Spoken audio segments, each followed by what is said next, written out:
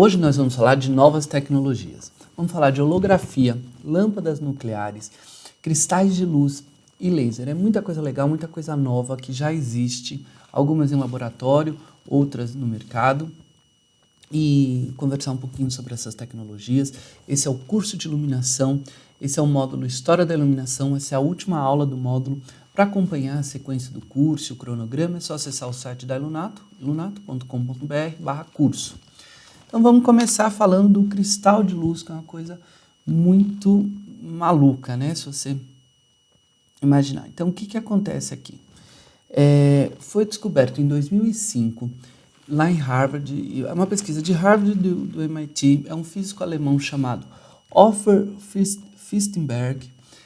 E o que ele descobriu? Basicamente é o seguinte: você joga um laser num outro meio que saia da atmosfera, vamos imaginar, você joga um laser num copo de água, o que vai acontecer? Essa luz vai vir, como tem a mudança de meio, ocorre um desvio, ela muda de velocidade, por isso ocorre um desvio, mas sai do outro lado luz. Isso é claro. Vamos imaginar uma coisa um pouquinho mais diferente. Você coloca dois lasers, ao contrário do outro. Você choca, assim, você encontra dois fachos de laser. O que vai acontecer? Vamos sair para cá vai sair um laser, para cá vai ser um laser sem, eles não reagem com o outro. O fóton ele é diferente da matéria, porque a matéria não, dois corpos não ocupam o mesmo lugar ao mesmo tempo. Os fótons não são matérias e eles não reagem. Isso é o que a física diz, o que a gente aprende. Aí o que acontece aqui? As moléculas fotônicas, fótons como átomos. O que acontece? É uma atmosfera, uma atmosfera de átomos de rubídio que são super frios. Então você pega uma câmara de vácuo, põe esses átomos de rubídio e cruza esses dois fachos de laser. O que vai acontecer? Em vez de sair luz para lá e luz para cá, vai formar essas moléculas fotônicas que têm comportamento de matéria. Ou seja, você está transformando fótons em matéria, tá? E aí a gente brinca aqui com a ideia do sabre de luz, né, de Star Wars, que a luz vira ali uma arma, né, se materializa em alguma coisa. Deixa eu só ver se eu não estou esquecendo nada aqui. Mas só que o que a gente tem hoje, é o bloqueio de Heisenberg. Esse fenômeno chama-se bloqueio de Heisenberg. O que se tem hoje são cristais de luz de pouquíssimos, não são nem milímetros, são nanômetros, quer ver? Com pouquíssimos átomos, são pouquíssimos átomos que hoje a gente tem disso, quer dizer, não dá para fazer um negócio desse tamanho, um sabre de luz. São pouquíssimos átomos que é possível se conseguir fazer hoje em laboratório dessa forma. E a aplicação que eles veem para isso, deixa eu só colocar o vídeo aqui, que aí eu vou explicar dessa aplicação. Então, eles imaginam isso na eletrônica. Então, você tem aquelas placas de circuito de computador, né?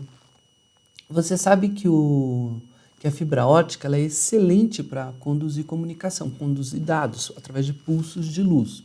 Ela já se mostrou muito mais eficiente do que um cabo. É uma tecnologia muito bacana. E a ideia é você trazer essa tecnologia da fibra ótica, da comunicação por meio da luz, através desses cristais de luz e fazer placas de eletrônico e computadores quânticos e coisas super rápidas e poderosas. Então, aqui é só uma brincadeira que a gente está pondo para ter uma imagem do que seria essa materialização da luz. Agora, o que é interessante a gente falar?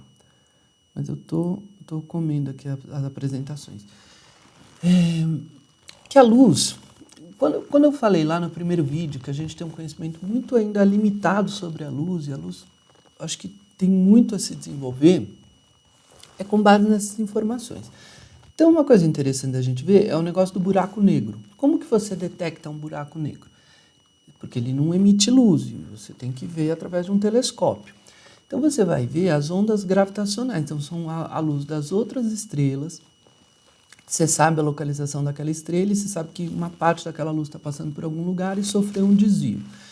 Então, são essas lentes gravitacionais. Você sabe que aquele buraco negro causa um desvio na luz. Só que, teoricamente, Massa atrai massa. Se luz não é matéria, não é massa. Luz não é matéria. Luz não é atrai. Luz não sofre a ação da gravidade.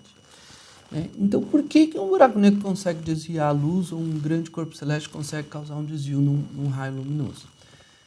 Isso é uma pergunta que eu não vou conseguir responder aqui, e a ciência está buscando caminhos para essa resposta, justamente por isso. Então, a luz ela tem alguma coisa relacionada com a massa, e aí essa experiência já ajuda em algum ponto que você está transformando fótons em matéria, né? Então, existe essa relação ainda é um pouco nova, né, para a gente poder explicar detalhadamente, mas eu acho que é um caminho. Agora nós vamos falar do laser. O que é o laser? Vamos ver aquela a ideiazinha do cristal de luz, que é um experimento que está sendo feito. Agora, o laser é uma coisa que já existe desde a década de 60. São as iniciais, né? Laser é Light Amplification by Simulate Emission of Radiation, de baixa divergência. A principal característica do laser é essa. Bom, só explicando aqui, essa foto que eu estava mostrando aqui é um tracing light, né, que é traço de luz. Então, é uma foto de longa exposição, a pessoa fica parada e vai alguém lá e faz esse desenho. Pode usar laserzinhos ou pode usar LED, enfim, só para ilustrar, tá?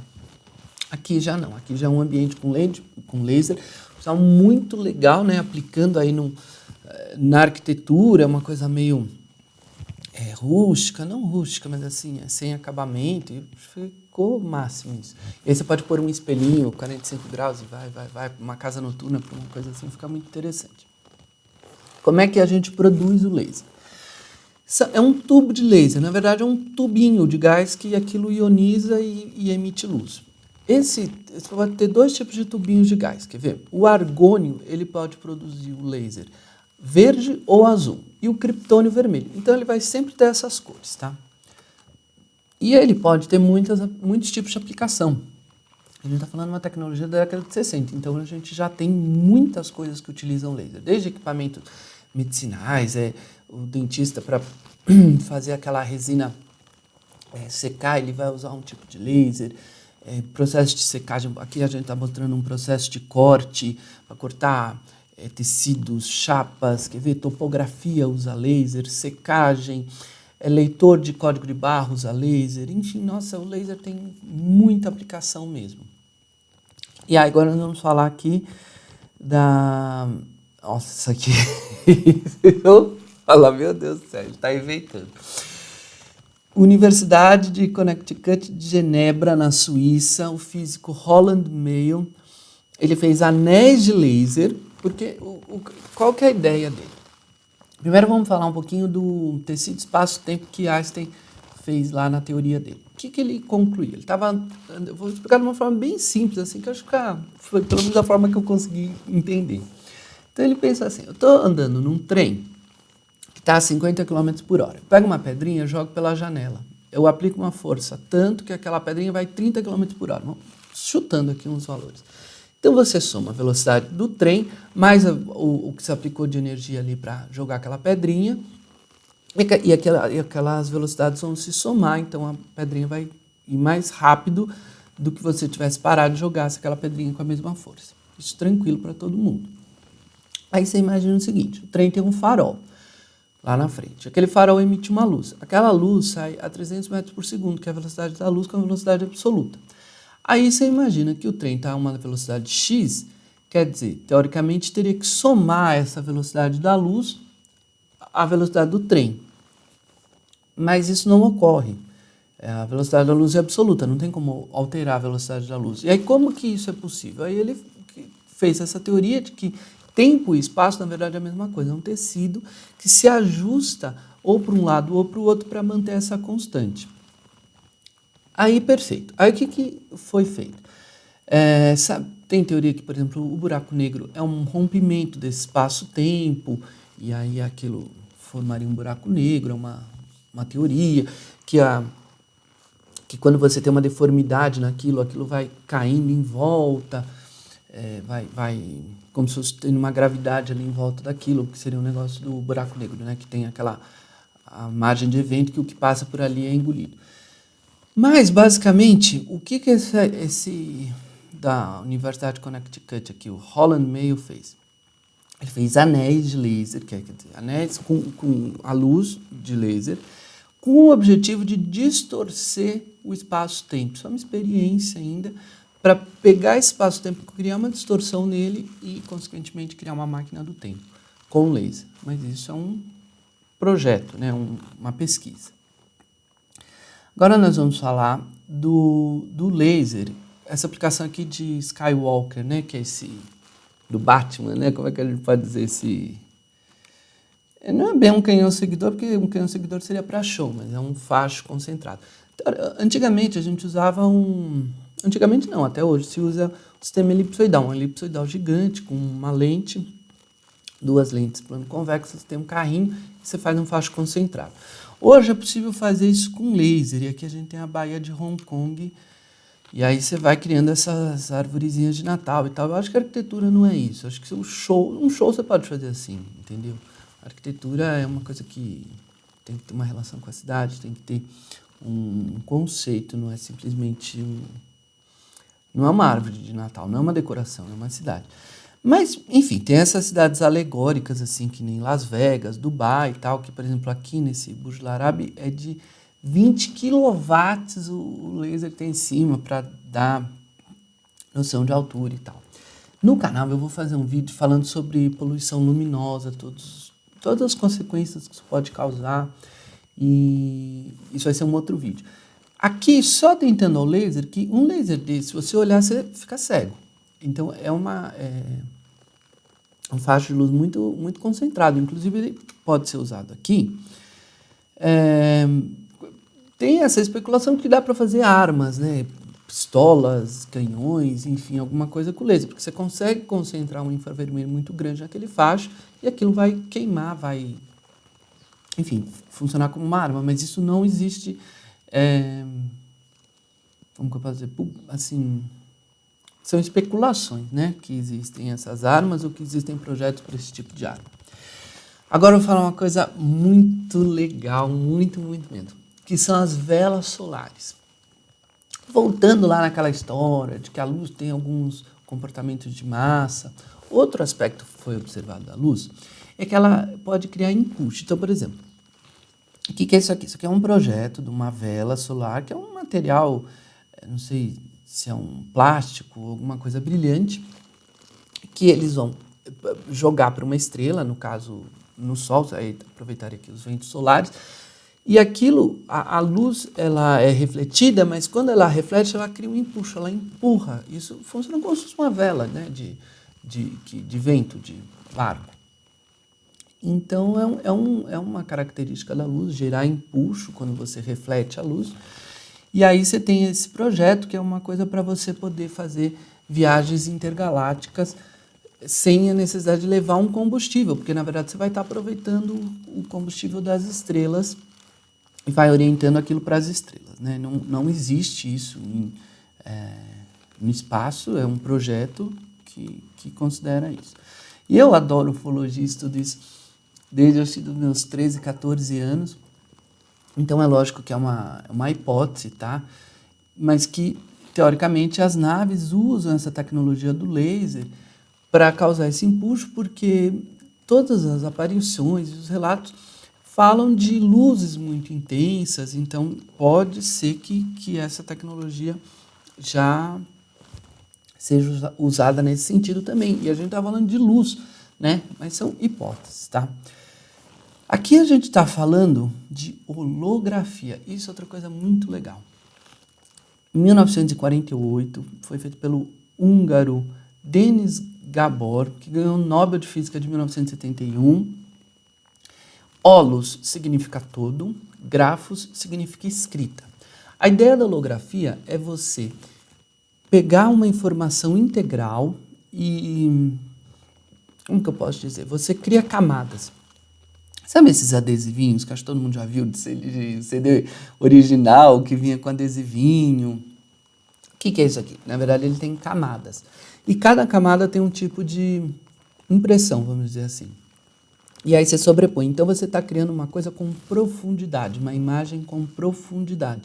É lógico que é uma imagem, não é um objeto real. Mas ele não é simplesmente uma impressão bidimensional, ele é tridimensional. O conceito da holografia é esse. Espera aí que a gente vai relacionar isso com a luz. Então, primeiro entender esse conceito. Aí nós temos aqui de uma forma mais clara essas lâminas aqui demonstrando essa ideia das camadas. Fazer aqui, ó, professor José Lunazzi, da Unicamp, foi o pioneiro no Brasil a trabalhar com essa ideia de holografia, criar selos holográficos, né, comerciais. Aqui a gente tem alguns exemplos desse trabalho, e que aí já vai para artes visuais. Agora vamos entrar, já inserir a luz nisso, que a gente está falando da TV 3D. Então, como é que funciona a TV 3D? Ela é uma holografia. Na verdade, ela tem duas telas, uma sobreposta à outra com espaçamento entre elas. E aí você põe um óculos polarizado, que uma lente vai deixar... Porque aí essa luz que ela é emitida, uma é só num sentido e outra é só em outro sentido. E esse óculos vai fazer com que um olho enxergue uma tela e o outro olho só enxergue a outra tela, porque senão vai ficar... Já viu quando você tira o óculos no cinema, que fica aquela coisa desfocada? Ele vai justamente limpar isso, vai fazer com que um olho você enxergue só uma tela e com que o outro olho enxergue só outra tela. E a ideia da holografia, ter essa profundidade, né? Ganha essa tridimensionalidade. Existe TV 3D sem óculos? Eu procurei entender sobre isso, parece que é um vidro que faz esse papel da polarização, mas eu não sei explicar. Eu sei que essa aqui que usa o óculos, e não necessariamente tem que ser esse óculos azul e vermelho, tem um óculos que é preto, que aí funciona um sentido e outro no outro sentido. Você tem várias formas de polarizar a luz. A lógica é essa, são duas telas. Mas também a gente discute se isso vai pegar, se não vai pegar. Agora, uma coisa importante é que, assim, holografia, todo mundo fala holografia, mas a gente tem que entender que holografia é essa lógica dessa tridimensionalidade. Quando a gente fala disso aqui, que eu acho que todo mundo já viu, fizeram no MASP, fazem eventos em Lyon, Fête de Lumière, que faz o castelo cair, é uma projeção mapeada. Então, é um projetor de vídeo, como um projetor de cinema, alguma coisa assim, que você vai criar um vídeo recortado no tamanho daquele objeto que você está projetando, e aí você faz uma projeção tridimensional. Mas não tem essa ideia da profundidade na projeção. O que tem dimensionalidade, tem tridimensionalidade, é o objeto que está servindo de tela. Mas aquela imagem, ela não tem profundidade, ela é chapada. O que tem profundidade é a tela, entendeu? Então isso é projeção mapeada, não é holografia. Agora nós vamos falar aqui da pirâmide holográfica. O que é isso? Vocês já ouviram falar da Disney, que tem uma rosa que parece, todo mundo fala, que aparece determinada hora lá num restaurante? Aqui não é o negócio da Disney, mas o conceito. Você tem aqui um prisma, né, de vidro. Aqui em cima você tem uma televisão. Aqui você vai estar projetando uma imagem. Aí você tem que fazer a captação dessa imagem também de maneira tridimensional. Então, a gente tem um objeto aqui, uma câmera aqui, aqui, aqui, aqui. Aquilo vai gerar um arquivo. Você vai fazer Espera que eu estou meio perdido aqui. Você vai projetar essas imagens, cada uma de um lado. Quando você olha daqui, você tem um reflexo no vidro dessa TV que está aqui em cima. Tem algum segredo. Você precisa ter uma câmera escura, então você não pode ter outros reflexos no vidro. Por isso que é tudo preto e tem aqui em cima tem a TV e aqui tem essa paredinha aqui para você conseguir visualizar, mas não pode ter a luz do ambiente, senão vai refletir a luz do ambiente, vai perder essa mágica porque o negócio vai aparecer aqui dentro, ele não vai aparecer no vidro. É aquela brincadeira do espelho, quando você olha o teu reflexo, ele soma aquela distância que você está e considera que teria aquela distância lá dentro, sabe? Ele dobra essa distância, então o objeto vai aparecer aqui dentro. O que dá para rolar? Por exemplo, isso aqui é um TP, é uma coisa que eu não tenho. Eu fico olhando para cá e fico olhando para cá. Existe um vidro específico que não vai causar distorção aqui na lente e ele reflete esse iPadzinho que está aqui. Então eu conseguiria estar lendo, olhando para a câmera, eu não teria que ficar fazendo isso, mas daqui a pouquinho a gente consegue comprar um TP, que é um teleprompter, né? Também uma holografia. Aqui é uma coisinha legal que eu fiz. Eu fiz assim, isso aqui tem milhões de vídeos no YouTube ensinando a fazer. Um dia eu gosto muito dessas coisas, peguei e fiz.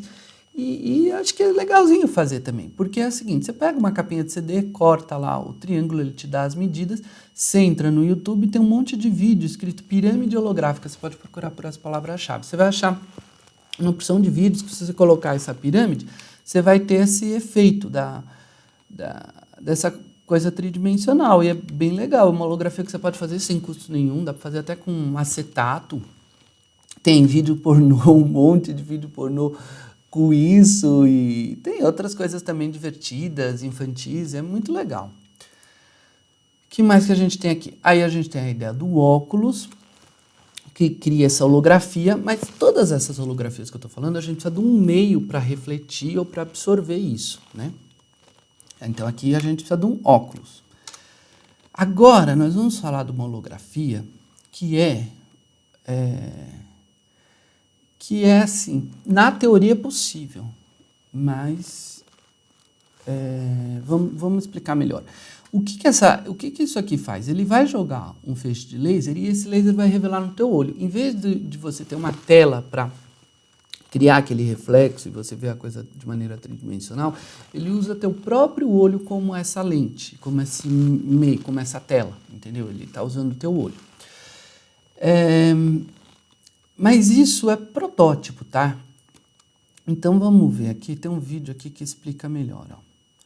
Então chega aqui o telefone, tal, ele vai disparar aqui um laser, esse laser vai para o teu olho. São dois, né? Porque aí você precisa ter essa ideia de profundidade. E aí conforme você vai virar o celular, você vai ter uma perspectiva daquela imagem. E aqui ele mostra as características ópticas para fazer isso. Ele tem um touch, que é um sensor de movimento, como se fosse um Kinect. Você não precisa necessariamente tocar na tela. Só de você fazer determinados movimentos, ele consegue ter a leitura daquilo. E aí ó, você vai ter os comandos, né? Então ele fica com essa ideia de tridimensional e tal. Só que é o seguinte, essas imagens que a gente está vendo aqui, eu tenho um pouquinho de ideia de vídeo. Eu não acredito que isso é verdade, no sentido de que esse celular que está na mão dele está fazendo isso. Isso é efeito de vídeo, isso é chroma key, é o mesmo fundo que eu tenho aqui, aquele fundo verde ou azul. Então é um efeito de vídeo para mostrar como seria, tá? Porque eu acho que se fosse realmente celular, não teria tanta nitidez essa imagem e tal. Mas é mostrando que é possível. Né? Agora, o que acontece aqui? Aqui a gente tem mais ideias disso. Esse vídeo aqui eu tenho quase certeza que é mentira.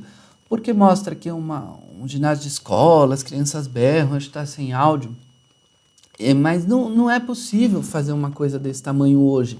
Uma vez eu conheci um físico que ele estudou na Espanha e ele não estudou holografia, ele estudava outra área lá, oceanografia de correntes e tal. E aí ele falou, do meu lado tinha um laboratório na mesma universidade que fazia testes com holografia. E ele foi lá visitar e tal, ele falou que são equipamentos gigantescos para conseguir fazer uma porção de feixe de laser para criar uma coisa minúscula, desse tamaninho, e que era experimental, que era dentro de uma universidade, que era uma coisa muito cara. Então, lógico, esse vídeo aqui que a gente está vendo é um dia de vidro, que mostra uma ficção de como seria esse trabalho holográfico. Aquele lá da baleia do primeiro, eu acho que é montagem, tenho quase certeza que é montagem. Mas é em cima de uma coisa que é possível, né? E, enfim. Aí a gente tem aplicações médicas, do outro lado do mundo você consegue ter profissionais trabalhando em conjunto, podendo vai fatiar a cabeça do rapaz aí, e aí ele consegue ter uma perspectiva, né, uma realidade aumentada, né, extremamente aumentada, essa conectividade, essas grandes painéis. Então você tem o dinossauro, você pode ter vidros, coisas integradas com a arquitetura ou não, e transportar realmente a pessoa a outros ambientes, né?